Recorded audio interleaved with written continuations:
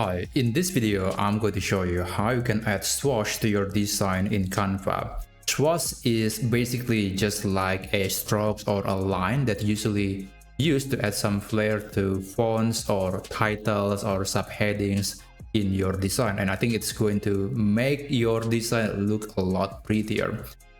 And the question is, can you add that, or does Canva has that feature natively in Canva in the platform?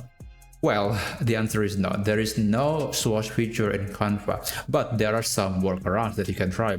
The first workaround is by using the draw feature.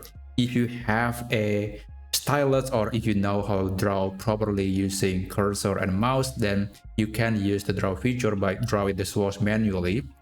And let's say I'm going to select this tool, and let's select the color to be black, and let's draw some swash. I think I'm going to use something like that. It's not perfect. If you want to increase the weight, you can do that by increasing the weight to maybe something bigger like 40 or 50. And yeah, you can do it again, or you can also remove the previous swash that you just draw, and let's do it again.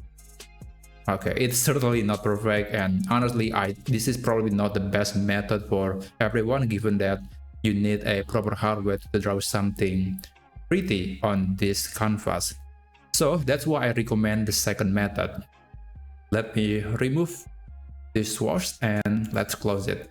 Now, Canva does have a lot of stock photos and assets that you could use as an alternative. So let's go to Elements and search for swash. Navigate to Graphics. And here you can select any swash that you think is going to look great on your design. And let's say I'm going to use this one. I think this looks pretty simple. Let's position this somewhere, and I'm going to make it a bit bigger. So let's put it here. Yeah, that's basically, I think that's a lot better than the previous swash that I draw. So yeah, those are two methods you can try to add swashes to your design in Canva. I hope you found this video helpful, and I'll see you in the next video.